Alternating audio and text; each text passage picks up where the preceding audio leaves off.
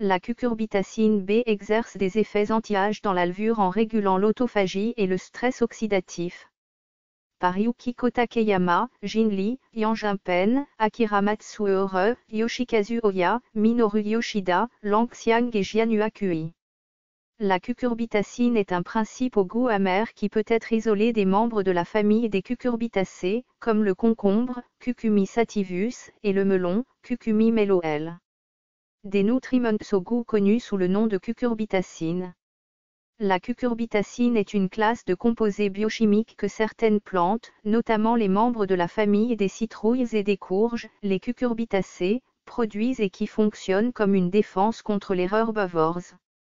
Lorsque les concombres, les melons brodés et les pastèques poussent à l'état sauvage, leurs fruits contiennent des molécules amères de cucurbitacine, une famille de triterpènes tétracycliques hautement oxygénés qui dissuadent les ravageurs de se nourrir.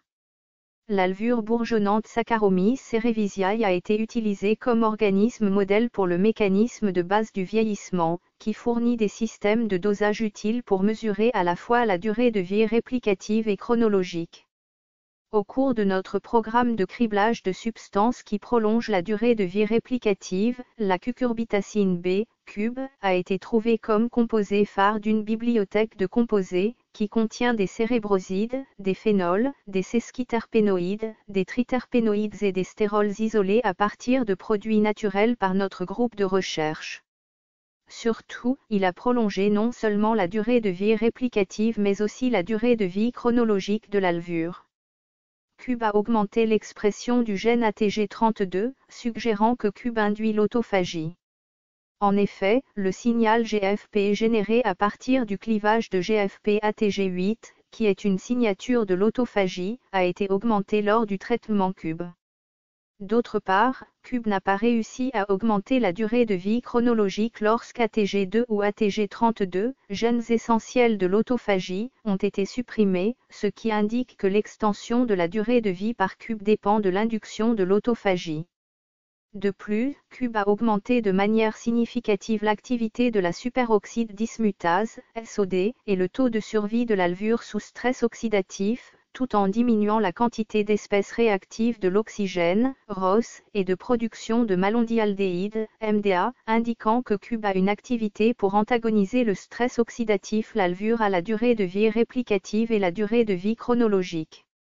La durée de vie réplicative mesure le nombre de filles d'une seule cellule mère, qui peuvent produire de manière asexuée avant la sénescence.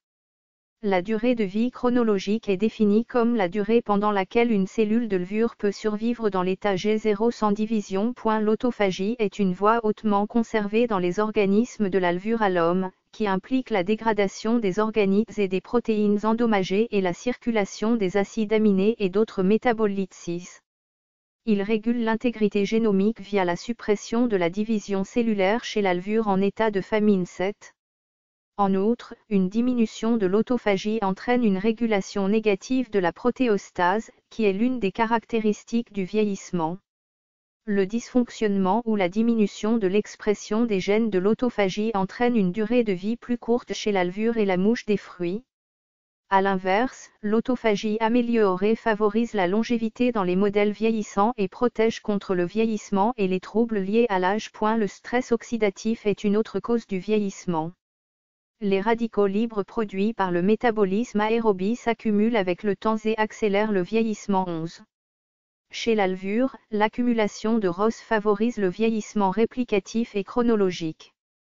La régulation à la hausse des antioxydants élimine l'excès de ROS et maintient l'équilibre redox, retardant éventuellement la progression du vieillissement chez la levure. 12.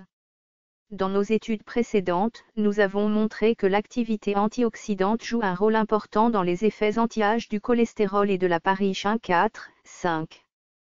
CUB s'est avéré être un composé prometteur pour le traitement anticancéreux ces dernières années, et il montre également des activités antioxydantes et anti-inflammatoires.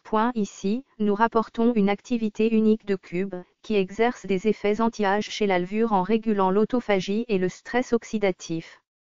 En Chine, le CUB est utilisé depuis de nombreuses années pour traiter l'hépatite 37. Cube possède également de puissantes activités anticancéreuses, antioxydantes et anti-inflammatoires. Dans l'ensemble, nous avons constaté que Cube prolonge considérablement la durée de vie réplicative et chronologique de la levure de manière dose dépendante. Cube exerce son effet anti-âge en régulant l'autophagie et l'activité antioxydante. De plus, l'identification de la cible de Cube suggère que 44 protéines qui ne sont pas associées à la croissance ou à la morphologie cellulaire sont des cibles potentielles de Cube. Cependant, la cible spécifique de Cube nécessite des études plus approfondies, telles que des essais biologiques sur ces 44 protéines. De plus, étant donné que Cube est déjà utilisé pour traiter les cas d'hépatite en Chine, il pourrait être développé comme médicament anti-âge.